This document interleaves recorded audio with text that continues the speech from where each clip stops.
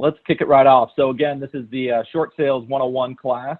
I know it's kind of crazy to think, you know, this is kind of rehashed, you know, back into our lives potentially. So might as well, you know, kind of talk about the topic, and this will probably be the first of many classes we do on this one. So without further ado, let's introduce, you know, our two co-hosts. Beth Cromwell, she will be the main speaker, and you probably see her also in addition to the PowerPoint right now. So she is also on camera right now.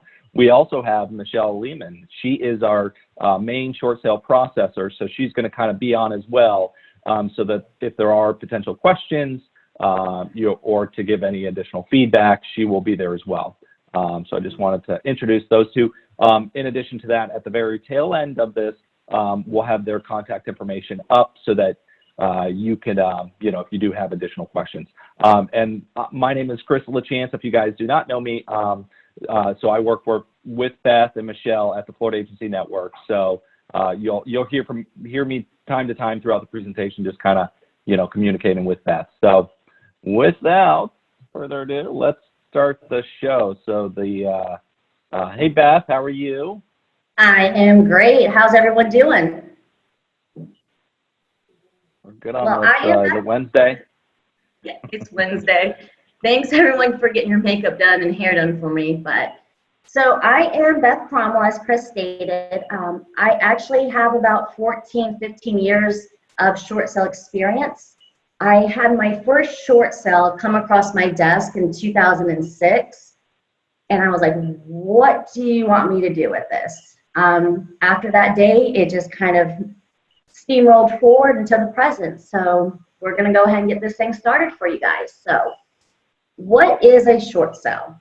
I'm sure a lot of us do know what a short sale is. It's when a property is being sold for less than is owed and the buyer is facing a financial hardship.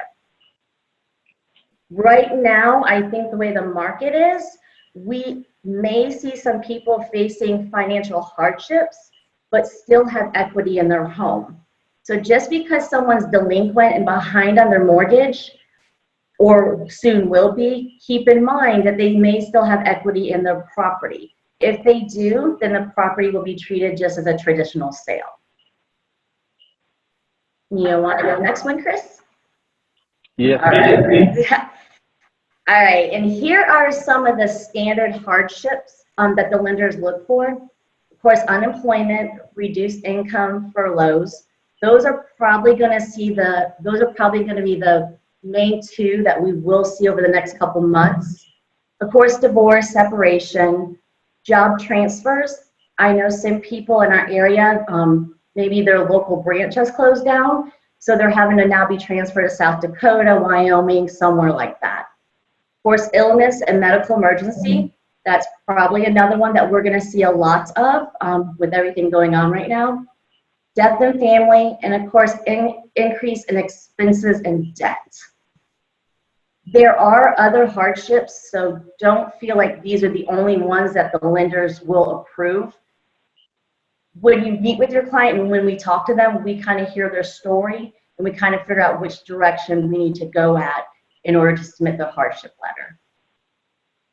Hey Beth, before I jump to the next slide, you know, back in the day, you know, when you were kind of hands deep in short sale, what was the main kind of hardship you kind of saw? And Michelle, I don't know if you can unmute yourself after Beth kind of answers. Have you seen any uptick, you know, when it comes to the hardships and the examples that you're seeing as well right now? Back when the economy, back when the bottom dropped, back then it was mainly unemployment was the first one, probably in 2007, 8. And then as we went further, 2009, 2010, 11, 12, we started seeing a lot of divorces happen, unfortunately. So those were the two majors I saw back in 2008. Michelle? Okay, perfect.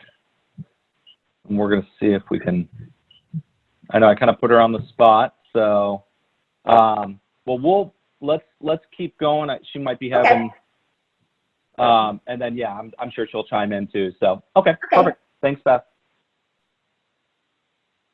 All right, another one. Does a homeowner have to be delinquent? No, they do not, unless they have an FHA loan. And you're probably like, well, how do we know if it's an FHA loan or not? Most of your clients will know if they have an FHA loan, but if they do not, you can look on the recorded mortgage, which is on the clerk's site.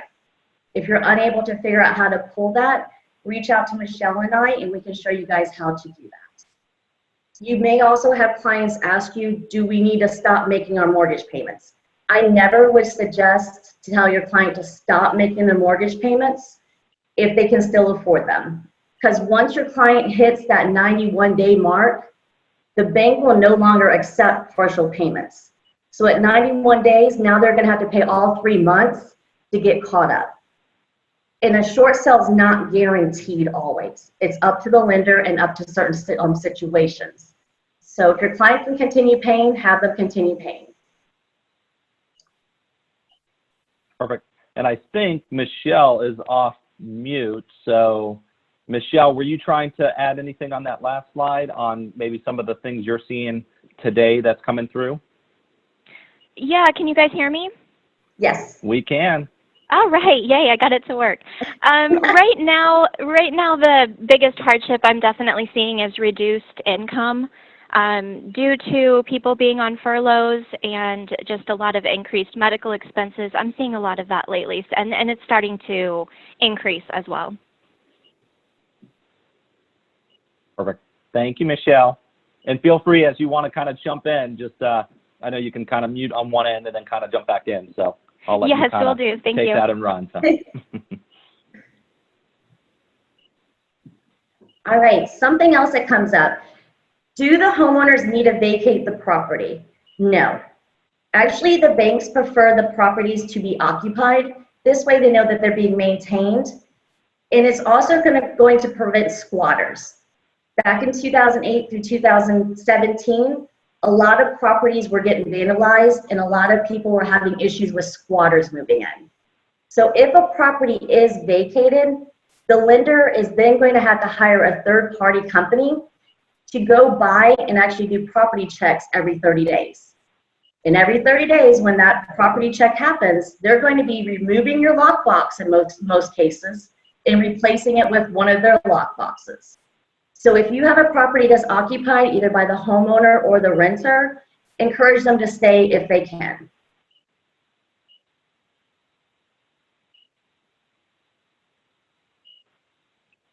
All right, HOAs. If there is one bill in a short sale process that I would encourage your client to pay, if they can't make their mortgage, if they can't pay their credit cards, if they can please either borrow or save the money to pay their HOAs. Most HOAs, $250 maybe a year, some are $250 a month.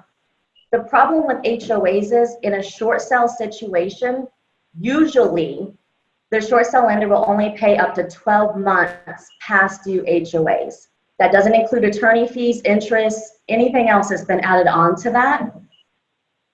And as we all know, a simple $350 HOA could easily turn into $3,000 within a few months. So please encourage them to continue paying their HOA. If they cannot, I would prepare buyer, seller, maybe agents. Somebody is going to have to pay something towards that HOA if we cannot get the HOA to take a reduction in the amount owed to them. I know, and Michelle chime in, I know back, a few years ago, HOAs were willing to work with us. They usually would accept about 60 to 80%, depending on how delinquent the client was. Is that what you're still seeing right now, Michelle? I'd say they're probably going more towards the end of not being very cooperative lately. Okay. I'd say more like 75% of them are probably being denied as far as reducing large debt. Obviously, it really depends on how big that delinquency is, but when we get up in the 5 to 10,000 range, they're really unlikely to settle for less. So, like you said, very important to try and keep those bills paid if possible.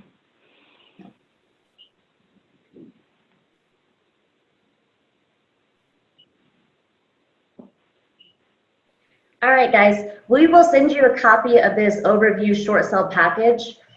When you guys go to your listing, it's helpful if you bring this. It's about 4 pages, not very long. Your clients do not have to have these documents with them on the day of the listing. This is more of like a preparation checklist of the items that the title company is going to need in order to submit the short sale package. First off, we're going to need a mortgage statement.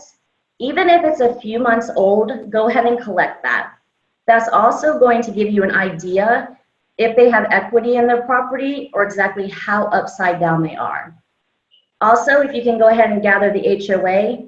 Once again, we want to see if the HOA is current or if it is delinquent. A hardship letter.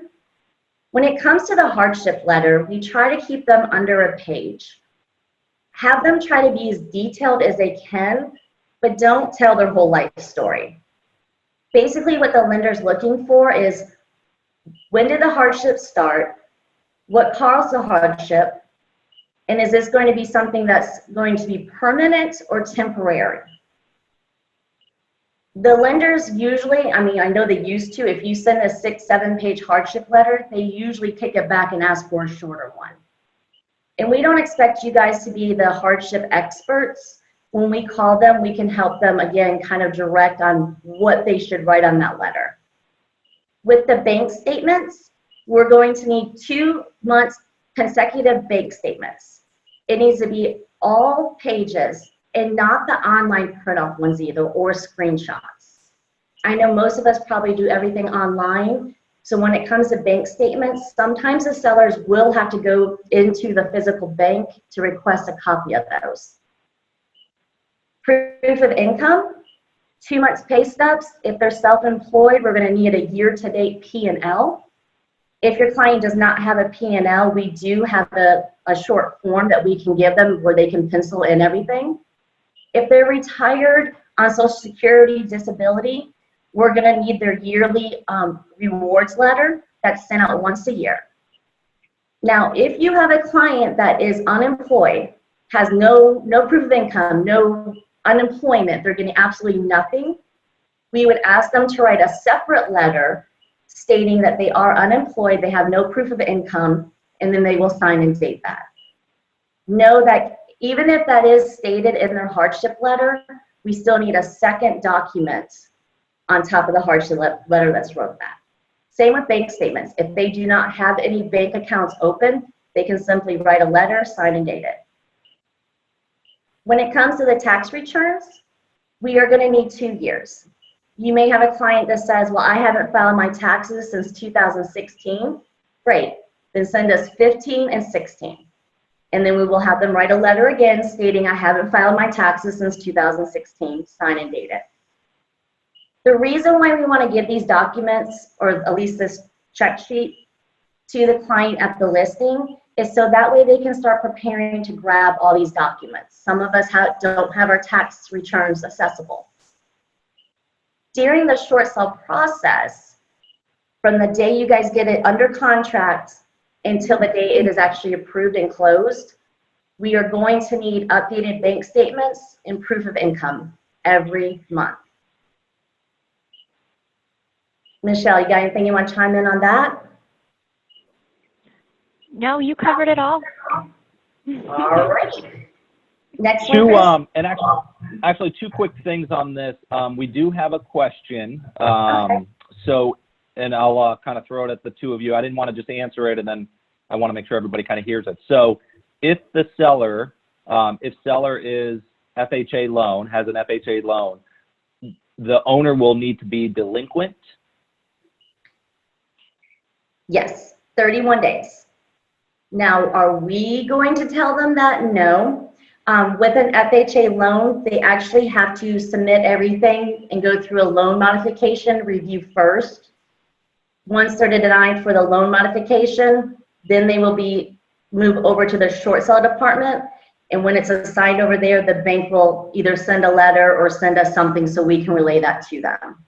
Again, I would never tell anybody to be late, and I would never want you guys to tell anyone to be late. Because the last thing we would want to do is tell someone to stop making their payments, and the bank denies the short sale. or the short sale review process takes a year or two and the property ends up going to foreclosure. Perfect. Thanks, Beth. And I think the big thing, you know, to kind of chime in back on that, yeah, we would never advise, and we would never want you guys to advise a client to not make their payments to get a short sale approval. Obviously, I think it's case by case that we all see it. So I'm sure between what Michelle sees and what Beth used to see, I mean, it's going to just depend on the specific loan officer you're dealing with at that time. So it may happen in some cases and it may not in others. So yeah, so again, I mean, we would never advise, and yeah, at the same time, we would never want you guys to advise either. So. Yeah. And we do have the FHA guideline pamphlet that we could hand to the seller, which outlines the FHA requirements, and it's on there in black and white. They have to be 31 days late. Perfect. One other thing but I do want that's to a mention decision we are going to let them make on their own if they're going to miss a payment or not. Exactly. Thank you, Beth, for saying that. One other thing I want to mention on this slide that everybody sees, you may see the name Hometown Title Network. I just want to let everyone know, if you've used our company before, which we hope you have, you'll see that name. That is kind of, you know, Hometown Title Network, which is also known as NTS, Network Transaction Solutions. That is kind of that's part of our company. They do all of our lien searches, all of our in-house searches. We also have our post-closing department there. We also have our short sale department there. So I just didn't want somebody to see that form and think, who's Hometown Title Network? They are part of our company. You know, they're just kind of a side piece that does different, you know, aspects for the company. So, and let me, yep, and Beth, just so you know, some people are starting to ask, definitely want that FHA guide. How can I get one? Is that included in your packet that we can send? I have it saved, so if they can send us an email, or if you can write down their information, we can send it to them after this. Okay, and we'll send a follow-up email too. So if that is something you want, please respond back once your rep kind of sends you the information, and then we'll make sure to get it to you. So perfect. Okay, let me jump to the next slide. Okay. All right, this is just the standard third-party authorization sheet. This is something when you guys are at your listing, if you could go ahead and collect this, it does need to be signed, wet signed, so with an ink pen. This way we can go ahead and order the payoff on the property so we know exactly how much is owed to better give you guys an idea. Especially in today's market, some of these short sales might be falling a little short. This will be able to give you guys a direction as to, sorry, Chris, I was watching your thing. This will give you guys a direction to as what the price of the property needs to be at. Sorry about that, Beth. I know it's okay. Up, so. My ADD was like, what? Nope, you're good. It popped up, so sorry. It's gone. It's okay. All right. And this is just a standard contact sheet. You guys don't have to use this one. I know some of your brokerages do have their own, and some agents have their own. It's the basic information: phone number, birthday, social, property address, occupied, vacant, tenant. It's pretty self-explanatory. One thing we do want to drop down, you'll see down towards the bottom of this. It says, is the seller in active bankruptcy? Yes or no? That is very important. Depending on what chapter of bankruptcy the client is in, sometimes we have to get an order from the courts allowing the short sale to be approved. It doesn't mean it can't happen. That just may cause a delay in the actual process being closed. And also if they have a foreclosure attorney. We also need to know if they have a foreclosure attorney, just in case we get through the process and there starts to have like cases come up, foreclosure cases. We want to make sure that we're keeping the foreclosure attorney for the seller updated during the process of this file.